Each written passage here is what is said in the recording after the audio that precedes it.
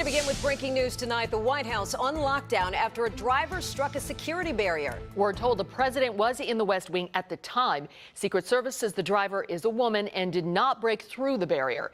Fox 6's Corey Kaufman joins us live on the scene now with the very latest tonight. Corey. Still a very active scene out here. We're at 18th and E Street. Want to give you a look at what we're seeing here. The barricade's still up. The block is about a block away from where this actually happened, where that vehicle rammed the barrier toward the White House. Now, we want to show you here that this is a heavily trafficked area. Traffic is being rerouted at this point. This is about the closest we're going to be able to get for at least the next several hours. We know Secret Service is out here, as well as George Washington University Police as they help out.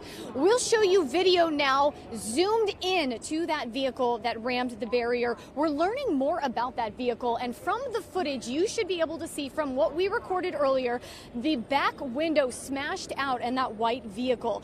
What we know now is that that is a Tennessee license plate on that vehicle. That vehicle is registered to a Jessica Ford from Laverne, Tennessee. At this point, we cannot say if that is the same woman who's accused in the barricade ramming today or the one who is arrested, although we can tell you that the Secret Service tells us no shots were fired in this incident. They say they took her into custody without any further, I guess, violence, I'll say, and that none of their officers were hurt either. But listen to one witness, what she told me when she was nearby when it all happened. My back was turned. I heard a dull pop. It sounded like a dull firecracker. It didn't sound like a crash or anything. And then I turned around, seeing all the smoke, and as soon as I saw all the smoke and all the police were starting to pile out of the back of the White House and from across the street, and then everybody's just screaming, "Go, go," and that's when I told all the kids, "Go." Kimberly Flatto tells me that she had about 7 kids with her. They had to run a couple blocks, and you should be seeing a map now that kind of gives you a perspective of where the barricade is at 17th and E, that barricade that was rammed, and where the White House is. It's about 2 blocks southwest of that tip of the lawn, the southwest part of the lawn of the White House. Back out here, we do know that some vehicles are able to come through this road as people kind of clear out for the evening, but things will remain shut down, at least for the next few hours, we're sure. But as soon as we get more details out here, we'll continue to bring you updates. For now, though, we'll send it back to you guys in the studio. Now to a final farewell in Prince George's County. After a week filled with tragedy, friends and family say goodbye to a police officer who gave his life helping a neighbor in need. A funeral service was held this afternoon in Lanham for Corporal Mujahid Ramzadin. The 51-year-old father of 4 was off duty when his neighbor called on him for help. He was later shot and killed by the estranged husband of the woman he was trying to help following a domestic dispute. A number of state officials were there to honor the Corporal Ramzadin today, including Maryland Governor Larry Hogan and Prince George's County State's Attorney Angela Alsobrooks. County Police Chief Hank Stawinski was one of several people who spoke at the service. A selfless act in a time of selfish violence.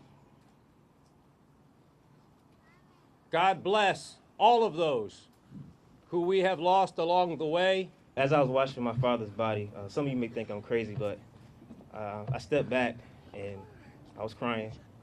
And I said, "I love you, Dad." And then, as my witness, my dad appeared by the exit door.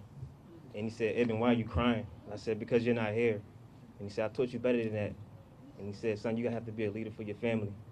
I don't know what that meant. It could be anything, but I'm gonna try to be the best leader for my family as possible.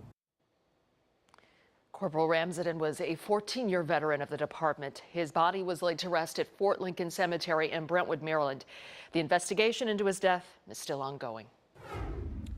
Today was an emotional day in court for the family of a Montgomery County woman who was murdered last year and the family of the man accused of killing her.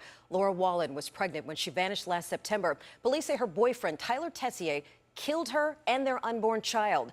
Fox 5's Matt Ackland joins us now with the latest. Matt. Sean, there were 2 court hearings held today to discuss the start of the trial. The prosecution raised concerns that the defense was taking simply too long. They even played a jailhouse phone call from Tyler Tessier to prove their point. More on that in just a moment. But just as the final hearing was wrapping up, Laura Wallen's mother was seen shouting at Tessier's father about their unborn grandchild. Tyler Tessier's father leaving the courthouse, followed by the media, refusing to answer questions. It comes moments after he was shouted at by Laura Wallen's mother. Emotions ran high in court after the judge pushed back a trial date that was originally set for April to September. I think if you put yourself in the place of families, you can really get in touch with their emotional reaction. Just think about how you would feel if the court date that you were prepared to go to and go through was postponed. In court today, prosecutors played a recording from Tyler Tessier speaking to his father on a jailhouse phone in October. Prosecutors believe the defense was purposely trying to stall. Tessier telling his dad, quote, going slow is to everyone's advantage. He even brought up the Las Vegas shooting, saying, when something more important happens, it puts me out of the public eye. Now, the public defender denied stalling, telling the judge this is a huge case and they need more time. So the judge had hoped for possibly scheduling it around June, but because of a scheduling issue, he had to pick September 4th. Now, if you recall, that was the day last year Laura Wallen was first reported missing by her sister. Sean, Sarah, now back to you. Matt, thank you. Well, a rainy start to the weekend. Yeah, and Gwen, let's hope it's not going to be a washout, is it? It's not a total washout, but Okay. definitely you have to keep an umbrella handy on both days. Right now, we've got lots of clouds. Be seeing a little bit of a drizzle here and there that you're dealing with, but the big picture is what's way out here to the west, and this is what we're really keeping an eye on because this is going to be moving our way, and we're going to end up dealing with that once we get into the weekend. We're actually going to be seeing a lot more happening in terms of that rainfall, some periods of it heavier, and Sunday, I cannot rule out maybe even a rumble of thunder or two. So that's the other thing that we're definitely watching closely for you. Here's a quick look at your evening forecast as you prepare for tonight. Once again, clouds are in full force. Even a little bit of fog is possible. 48 degrees by the 9 o'clock hour. And by the time we hit 11, not much change, about 49 degrees with the clouds. I know we enjoyed that 82-degree day. Well, guess what? We're kicking that in the dust, but the weekend will still be mild. More details later. Back to you. Former Trump senior campaign advisor Rick Gates today pled guilty to charges of conspiracy and making false statements in the Russia probe. Gates is an associate of the former Trump campaign manager, Paul Manafort. Today, Manafort released a statement that said Rick Gates' plea does not change his commitment to defend himself against what he called untrue, piled-up charges. And just yesterday, the special counsel filed new charges of money laundering and tax evasion against Manafort and Gates. Earlier today, in fact, more charges were filed against Manafort. We'll have more on that tonight at 6:30. President Trump today announced what he calls the heaviest ever sanctions on North Korea. They will target shipping and trading companies. He made those comments during the annual Conservative Political Action Conference at National Harbor. During a speech, the president went into campaign mode. He was hoping to energize Republicans ahead of the midterm elections.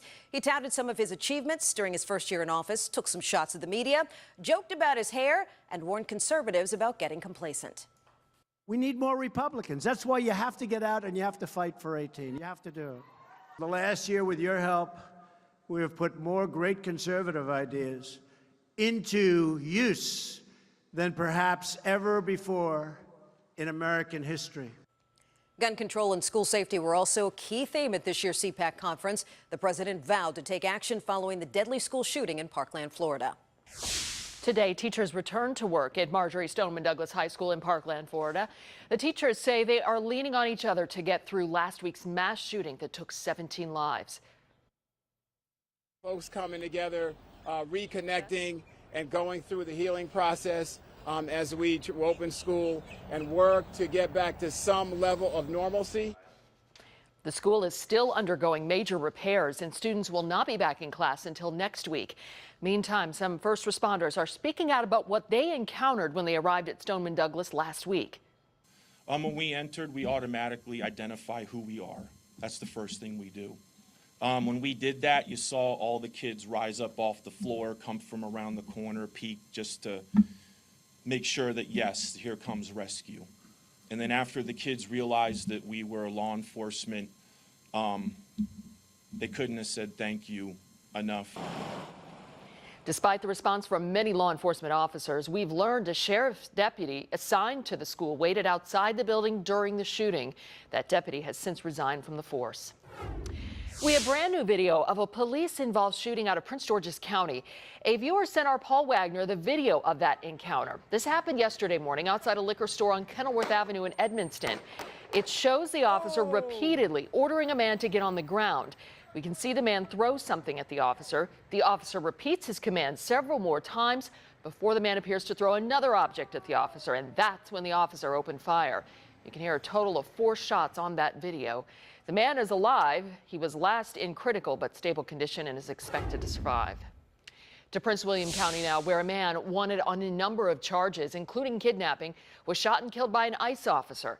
Authorities say Mario Bass was wanted by county police on 11 active warrants. Investigators say they received a tip that Bass was staying at a Days Inn in Dumfries. When U.S. Marshals knocked on his hotel door, he tried to escape by jumping from a third-floor hotel window. He was later shot and killed by one of the officers behind the hotel. Up next, some stunning new allegations of a drug ring at the U.S. Naval Academy. The surprising information involving nearly a dozen midshipmen. Plus, a daring cliff rescue after a man's move to try and climb down a mountain just to get to the beach. We'll be right back. But first. And if you have a story idea, call the Fox 5 tip line. The number is 202-895-3000, or you can email your tips to fox5tips@wttg.com.